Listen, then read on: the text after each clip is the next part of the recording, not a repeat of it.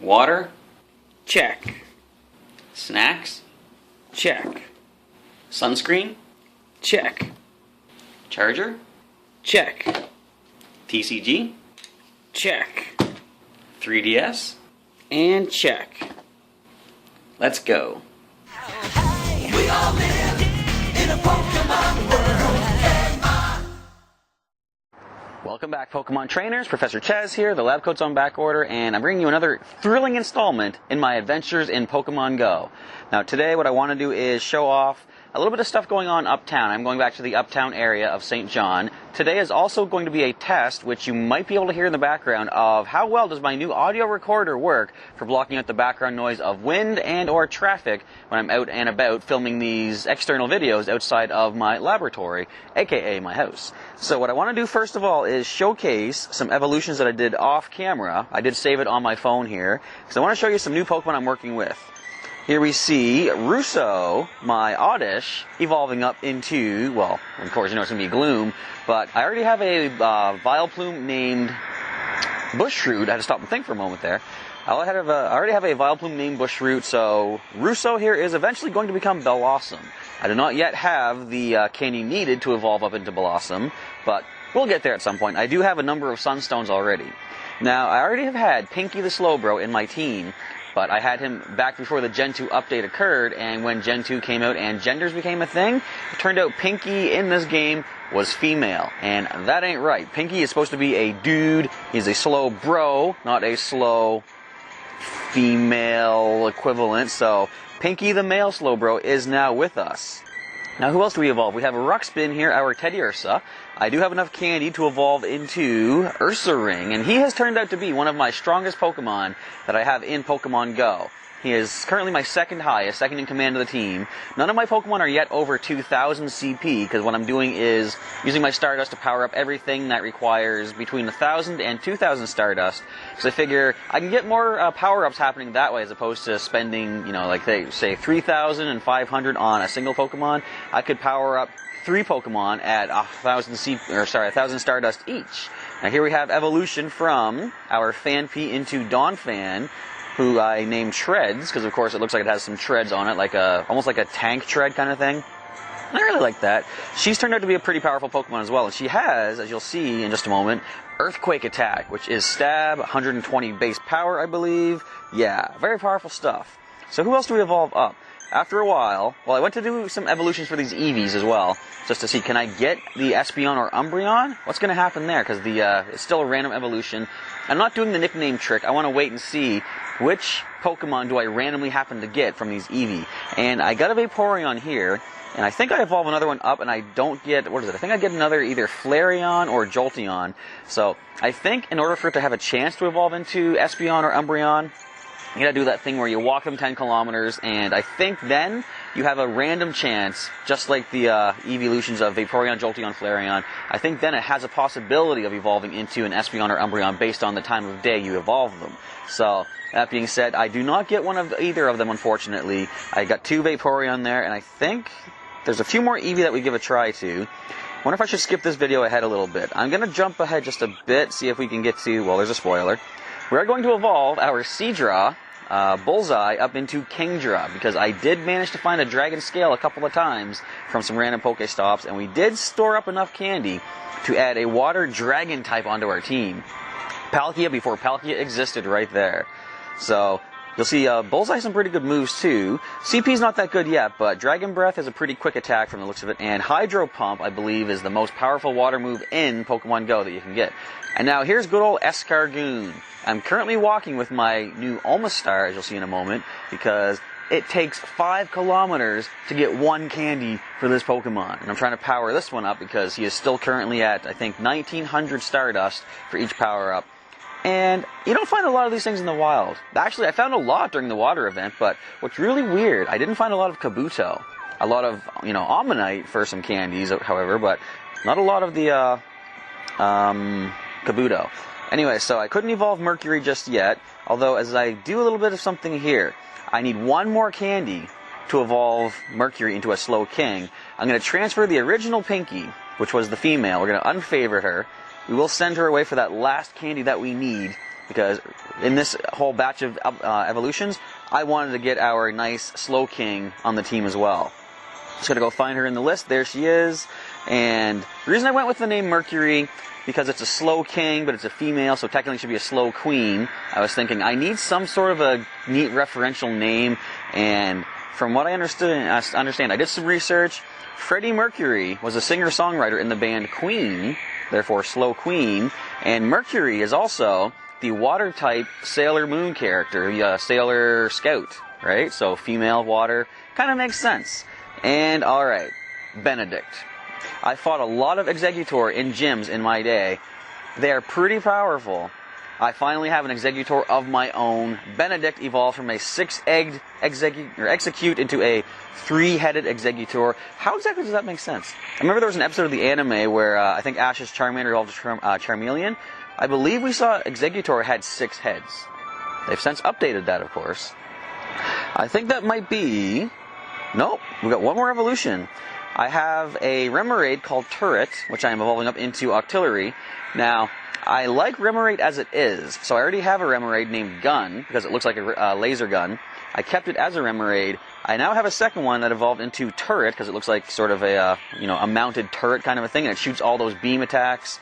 So I now have Turret the Octillery. Not quite as good as it is in Pokemon TCG with the Abyssal Hand ability, but it is still on the team, and I think that is... I keep saying I think that is all. No. We've got evolution of Savage the Diglett into Dugtrio. And I do know there is one more evolution waiting to happen after this. So let's let Savage evolve up into, I guess what I should call Savage is. But now, isn't that weird? For that brief little bit, you can see the bottom of a Diglett in a Dugtrio. I thought they should have done something in Pokemon GO to program it so that it didn't levitate off that platform. Because they always have little jokes like that. When you send Diglett or Dugtrio into battle, in the video games, it doesn't actually drop down from the air. It just appears on the ground. And this is it. My second Gyarados, Dive Bomb, one of my main Pokemon in my Hoenn team. He's evolving up into Gyarados. Let's see what attacks good old Dive Bomb, the new Gyarados, has to offer. And he actually has better CP than Gary, the Gyarados. Bite and Crunch are the moves, so not quite as powerful as the Hydro Pump, but still something. And that is going to be it, so that's all the evolutions we have. We're going to cut back to our standard Pokemon GO footage here. Music's currently turned off, I forgot about that. We see a wild Caterpie over there. I might just grab that before heading out for the day, but I'm going to go uptown, check out some gyms up there once again, and I might have something interesting to show off once we're there. So let's begin. And so, day one using the new audio recorder, and I've already messed up. I've lost the little foam part that goes on top, which I think is helping to buffer out the wind, so hopefully it's still going to sound okay. We're going to do a little bit of walking around here, but as we look around, we see that Team Valor still owns pretty much the entire uptown area. There is one gym that is not Valor. It is way over here at the Beaver Fountain. It is Team Mystic. We have a number of Pokemon in there. It's level 7. Now, what I'm hoping to show off today, first of all, let's grab my first Pokestop of the day. Good, I need some potions. I gotta heal my team up from yesterday. Alright, so I'm gonna try to show off something if there is a Pokemon of a particular species in one of these gyms. What I'm looking for is a Blissey. I don't know if we're gonna find one or not, but I found I can kind of deal with Blissey, even though my Pokemon are not really high level. Why is there hardly any Pokemon in this gym? Now, what I heard was today, apparently Team Mystic and Team Instinct are going to try to come together at some point and just basically eliminate the stranglehold Team Valor has in the uptown gyms. I think Valor might be trying to prepare for just that. They're trying to get their gyms fully powered up here. What do we see over here at the church? Well, it's already level 10. Forget that one. Down this way, we see a level 10 as well. So they've done what they can to fortify their locations. But there's only a few Pokemon in that gym there. I could possibly topple that one, because I do want to get my 10 coins for the day. And these things aren't that strong. They're only like 2,800 at the max. We can handle that. So let's do a little bit of walking around, see if we can find ourselves some items and some Pokemon along the way. And I'm going to try to take down that gym. Hopefully at some point I can show you how I deal with Blissey as well. Okay, you see down here on the sandy area at the volleyball court, there is a Stantler. I think this might be a Stantler nest now, because I've seen a few of these appear here already.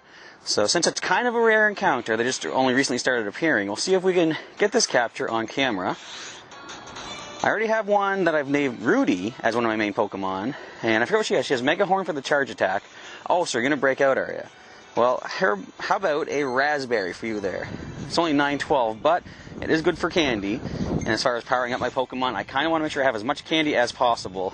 Another reason I'm making this capture, this is one of the more windier areas sometimes. I want to really test the audio microphone, or the audio recorder. Especially since I lost the little foam part on the top, which it must be back at the house. It must have fallen off as I was putting on the, or zipping up my hoodie here. Why do you not stay in? Alright, raspberry number 3, I think. Pokeball number 4. Let's see if we can make an excellent throw. Nope. But we made a throw. And we used a berry. And we got to get the capture. Come on, it's on camera. Don't make me look like a fool. At least, don't run away. I was thinking this the other day too. I was walking around using an incense. And I had a couple of Pokemon run away after they break out. I feel if you're going to use an incense, which costs us coins to get, right? They shouldn't have the option to flee. It should be your choice it should be if you run out of Pokeballs, first of all, or your choice if you want to leave the encounter or not. They shouldn't be allowed to flee if it's going to cost you coins. But anyway, we made the capture of Stantler, and I forgot. What I like to do is check the appraisal right now. Pretty decent. Okay, not bad. We're just going to send you away anyway. 1 extra candy for Rudy, my Stantler. And let's continue searching. Wonder can I find a shiny Magikarp today? Let's find out. Now for the ultimate test of the audio recorder. This is a super windy spot, and I'm going after a Spearow, a common Pokemon of all things. But if we make the capture, cool. If not, no big deal. I'm just doing this to test and see how well does my voice pick up. So, I might not even show this footage in the video. This is just me testing, but since we made the catch, I could probably show this off. Let's see how well this Spearow is, since I do like to check the appraisal. And boy, is it cold out here. The wind, it's not a bad day. It's very sunny, if you can sort of see around here. But, yeah, the wind's kind of making it a little bit chilly here. Really strong, max attack. But, unless it has completely max stats, I ain't that interested. We're going to send you away and continue on. Now, I was checking out the Aquatic Center at Valor Gym. Somebody was doing some weakening of it, because they've actually gone down a few notches. Very cool, so I might have to go up there and finish the job. So we made it to the Aquatic Center, where there's going to be some background sound of traffic. So this is another good test of the audio recorder. See how well it blocks out all this background stuff, like that loud car coming down the causeway there, or the overpass. But anyway, all that being said, it is now time to get our coins for the day. Looking at these Pokemon, there's not too much for us to fear from these guys. So let's just dive right in and enjoy this montage, everybody.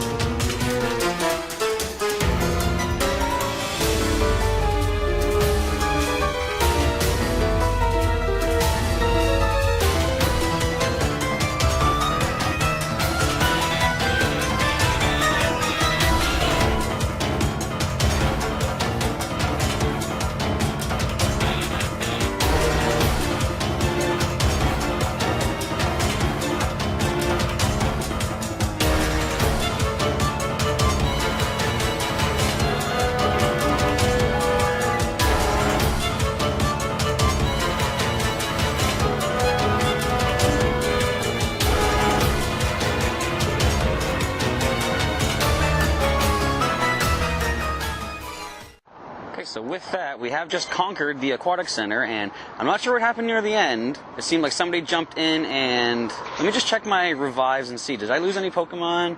Yeah, apparently, immediately, my Raichu was taken down by a Dragon Pulse that was charged up before I even got into the battle.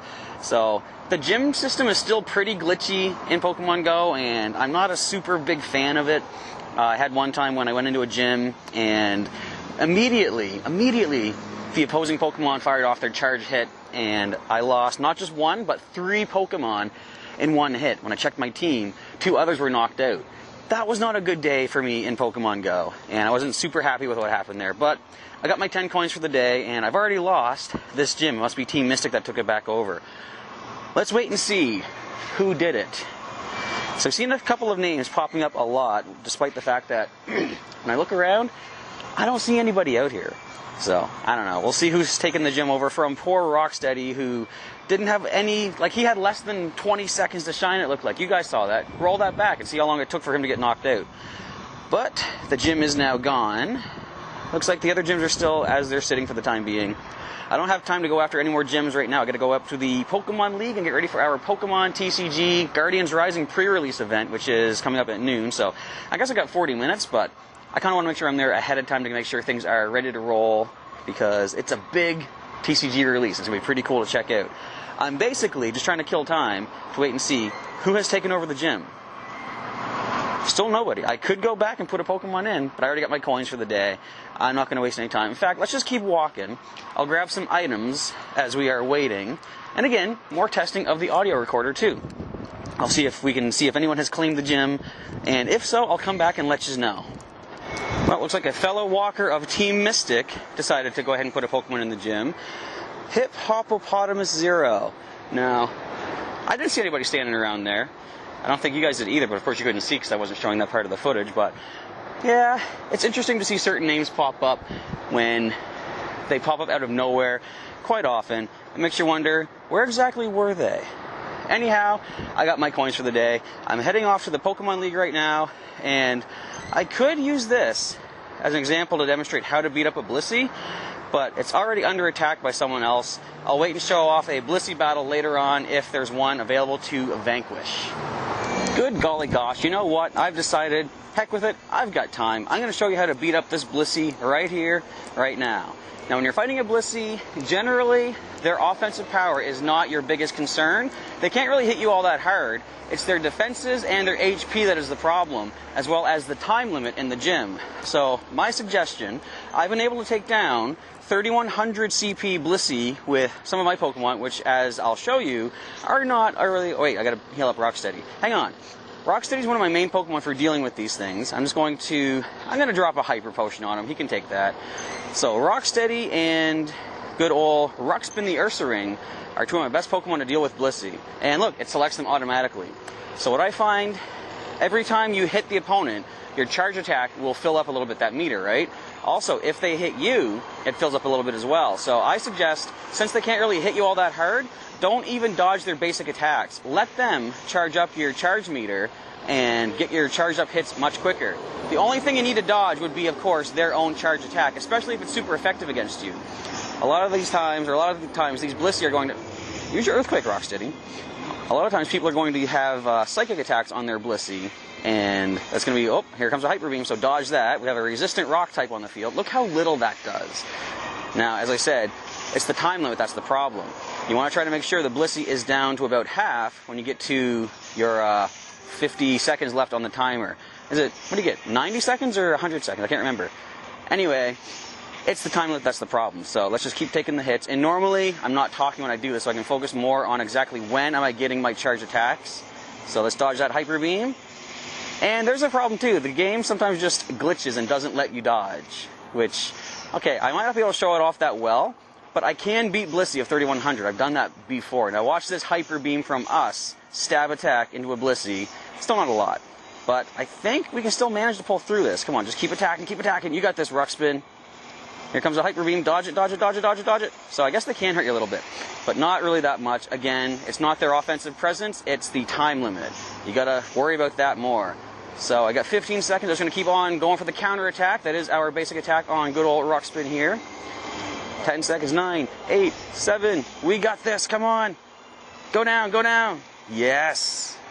And that's how you beat a Blissey with low CP Pokemon. And with that, the gym is now empty again. I don't even want it. I just wanted to beat up that Blissey. And you know what? If it gets claimed again by that same Blissey, I'll show you that. But if not, we'll come back later on and I'll show you some more stuff.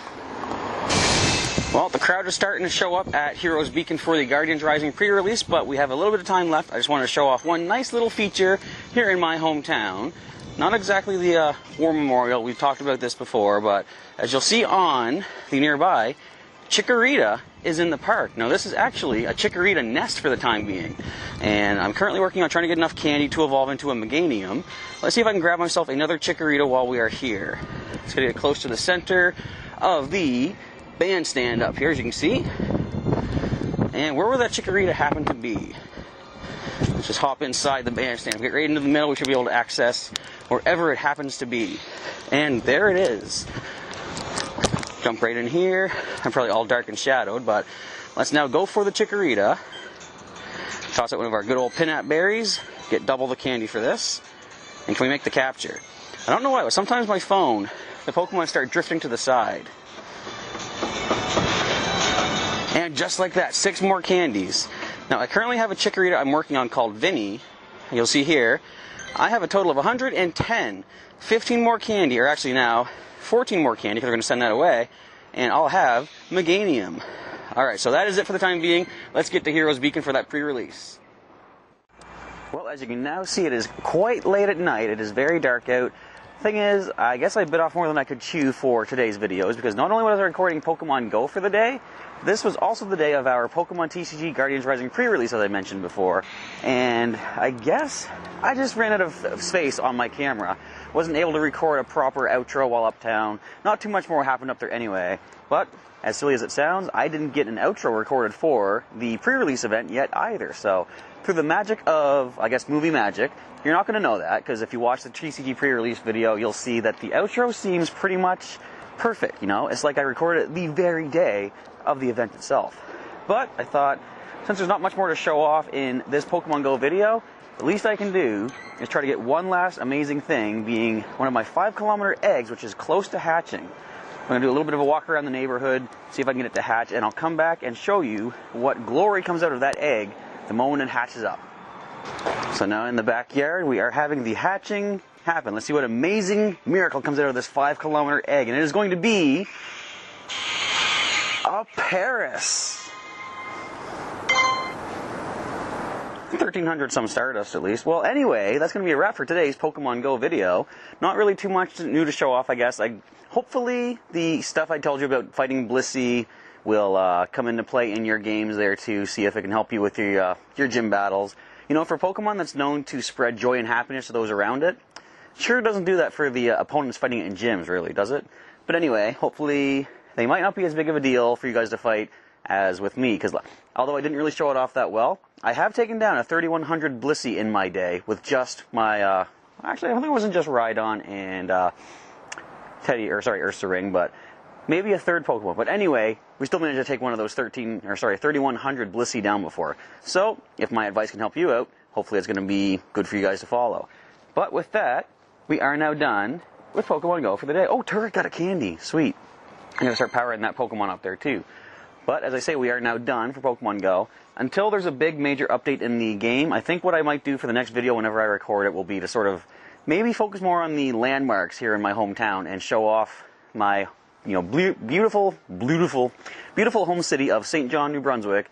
More to you folks out there. See what I can show you for the sites. I still got to go back up to the Fiddlehead statue and tell you guys about that, because some people were interested in what is that all about. So I can probably get back there next time.